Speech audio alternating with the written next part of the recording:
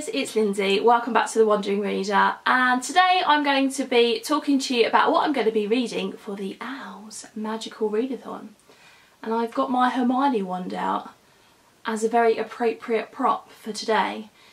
Not sure how long I'm going to be holding this because it's sort of going to get in the way of me holding up books, but the perfect opportunity to get it out and use it. So in case you're not aware, but if you've been watching BookTube, you probably are aware that in the month of April, Book Roast is hosting the O.W.L.s Magical Readathon. And I think this is the second year of it running. There's also a Newts Readathon later in the year, and then I've seen her do like extra credit stuff as well. I didn't have the opportunity to participate in it last year, but I saw a couple of sort of like introductory videos and I jumped on the idea of doing it because, like most people who love books, I am a massive Harry Potter fan, and this is just a perfect opportunity to indulge in all of the Harry Potter hype basically. So I'm going to put this up here so I don't keep playing with it. Basically there are 12 prompts. And each prompt is to pass a certain exam, because the O.W.L.s are the exams, or the first set of exams in the Harry Potter world, in case you're not aware. So there are 12 prompts, and I'm going to show you what book I have picked out for each prompt. It's a month-long readathon. I don't know whether I'm going to read 12 books in a month. I have got 2 weeks off of work, so that would be a really good opportunity to get a lot of reading done. But we'll see how it goes. Yeah, what's really impressive, I will leave a link to her introductory video down below. She produced this sort of like careers booklet this year that had lots of different careers that are within the magical world of Harry Potter and what subjects you had to pass in order to go down that career path. And the amount of work that went into that booklet, I have it printed off somewhere, but I think I've left it downstairs. The amount of work that went into that particular, creating that booklet and things like that, is just incredible. The amount of time and effort that people put into running things like this essentially in their spare time. So yeah, hats off to her, definitely. Because this is my first year of doing it, I quite like the idea of the careers thing, but because it's my first year, I thought I would just follow the prompts as they were, and then perhaps next year I'll do something a little bit different. So, like I said, 12 prompts. Let's jump into what I picked out. Okay, prompt number 1 is Ancient Runes Reader Retelling. So for this one, I'm going to be reading To Kill a Kingdom, and this is by Alexandra Christo, and this is, I believe, a retelling of The Little Mermaid. So it says, meet Princess Lyra, a lethal siren with a taste for royal blood, and Prince Elian, who has sworn to destroy her. A dark and romantic new YA fantasy tale from debut author Alexandra Christo. I won this in a giveaway that Caitlin did over on her channel Kitty G. It was a good... Actually, I think it was a year ago now.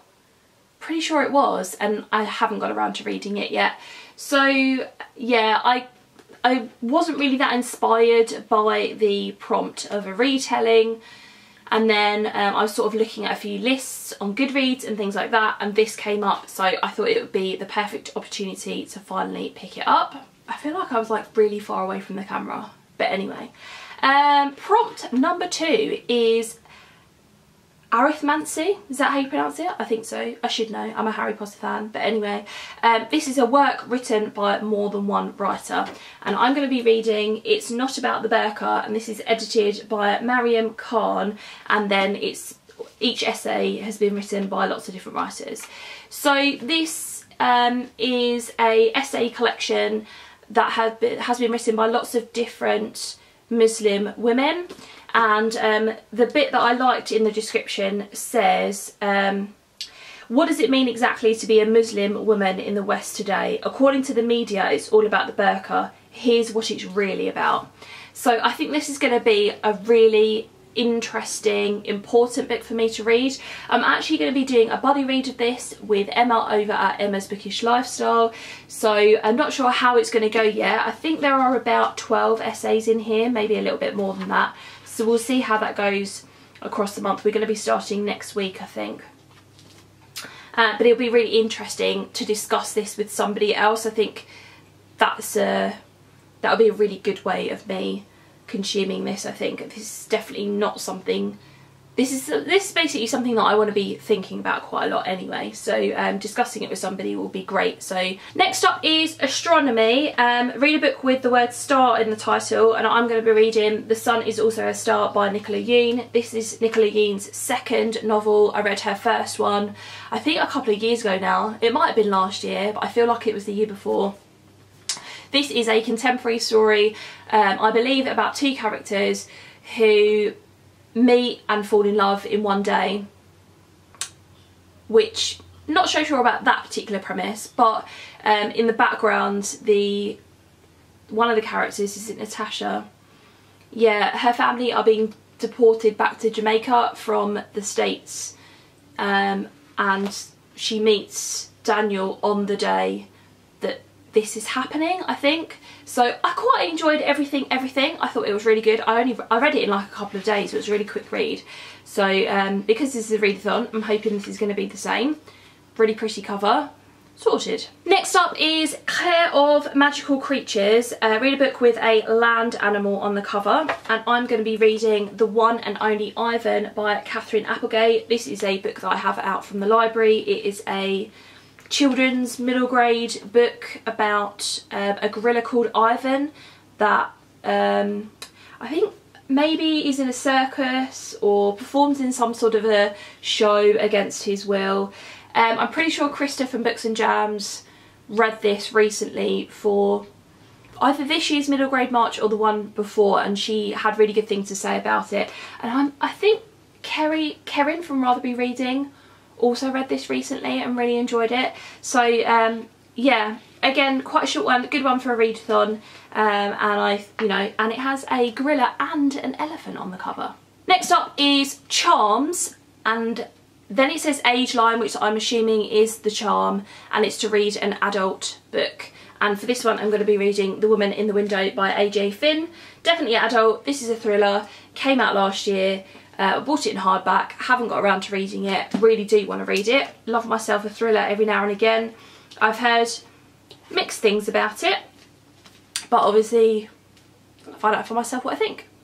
Next up is Defence Against the Dark Arts, and the spell is Reducto. Read a book where the title starts with an R, sorry. And this is another library book. I'm going to be reading Radio Silence by Alice Oseman. Whenever anybody talks about this, they have nothing but good things to say. All I know about this is it's a contemporary book, and that's it. So yeah, but the UK cover is really pretty as well, but we'll see how it goes. Next up is Divination. Read a book set in the future, and for this one I'm going to be reading Red Clocks by Lenny Zumas. This, I believe, is set in the future. Maybe the near future? I think it is, anyway. And this has been described as a very feminist novel. It's about 5 different women and about a time where I think embryos have been given the right, so you can't kill an embryo or something like that. Yeah.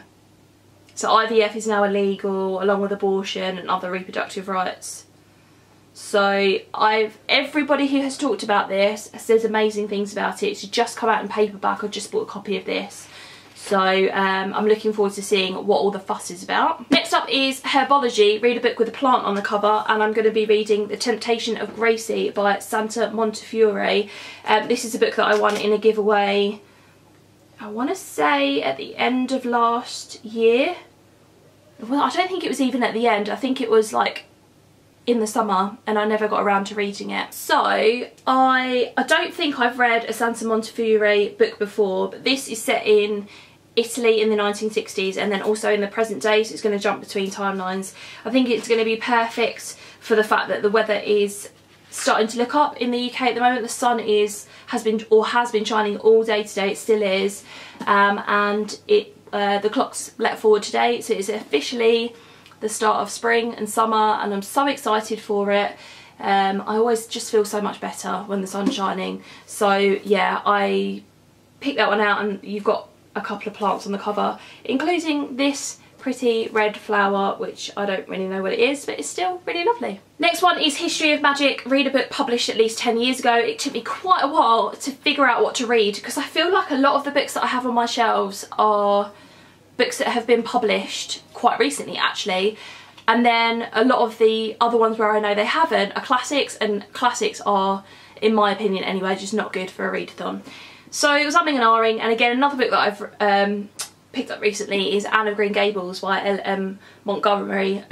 This is a children's classic, so first published I think in 1908, let's double check, 1908, yes, so well and truly more than 10 years ago. And this basically tells the story of Anne, I think, and her sort of adventures growing up, and I believe it's the first book in the series. It's a really cute Puffin Classics edition of it, so yeah, I'm really looking forward to reading that. Next up is Muggle Studies Read a Contemporary. Another book that I've bought recently is My Sister the Serial Killer by Oyin Braithwaite. I apologise if I said that wrong. This has it been shortlisted for the Women's Prize? I feel like it has. I could be wrong about that. I think it has. This is basically telling the story of two sisters. One of the sisters is a serial killer and the other one cleans up after her, I think. I mean, it's such a great cover. You don't really see many covers like this. And then the back as well. It's just great. So, I've heard from various different people that this is a you can't put this down kind of book, like read it in 1 or 2 sittings. So again, perfect for a readathon. Second from last is Potions, and then there's a prompt that says next ingredient. Sorry, I'm just looking down at my notes, and it's a sequel. So I'm going to be reading A Court of Frost and Starlight by Sarah J Maas. This is the bridge novella into the new sort of books that she's going to be writing in the series, in the Court of Thorns and Roses. And it is a novella, so it's going to be quite short. It's just over 200 pages, so we'll see how that goes. I've heard mixed things about this. My husband read it. He said that he didn't think it was that great, but you know, whatever. And the last prompt is Transfiguration. Read a book with sprayed edges or a sprayed cover. What's a sprayed cover? Have I written that down correctly? Anyway, I picked one with sprayed edges, so I'm going to be reading Daisy Jones and the Six by Taylor Jenkins Reid. Again, another book that I've picked up recently. This is her newest release, and I couldn't resist buying this because it was signed by the author. I bought it in Waterstones recently, so yeah. And this, I think, is a contemporary, or it's not a contemporary, it's set in, hold on, maybe it is contemporary and switches between timelines. I don't really know. I know that it's about music in some sort of sense. And I've heard that it's told in sort of like mixed media, a bit of mixed media format as well. So that'll be cool. Sounds like it's quite easy to read as well. Yeah, so and the last Taylor Jenkins Reid book that I read, which was The Seven Husbands of Evelyn Hugo, I absolutely loved. It was on my favourites book of last year, favourites books list of last year, and I really want to see whether this is going to live up to that kind of idea. So yeah, so let's see if we can hold these up. There we go. So that is my TBR for the O.W.L.s readathon. Not necessarily expecting, like I said at the beginning of the video, to get through all of these, but I feel like I need a bit of a kickstart in my reading, so a readathon is perfect for that. And I always feel like week-long ones, I get a lot less done than what I anticipate. So I think month-long readathons are really good in that kind of sense. So yeah, I'd love to have a chat with you in the comments below. Have you read any of these books? What did you think of them? Are you taking part in the readathon? I'll leave links in the description box below to the announcement videos and things like that, and some other information that you can have a look at. And that's it. Thanks very much for watching, and I'll see you in my next video. Bye.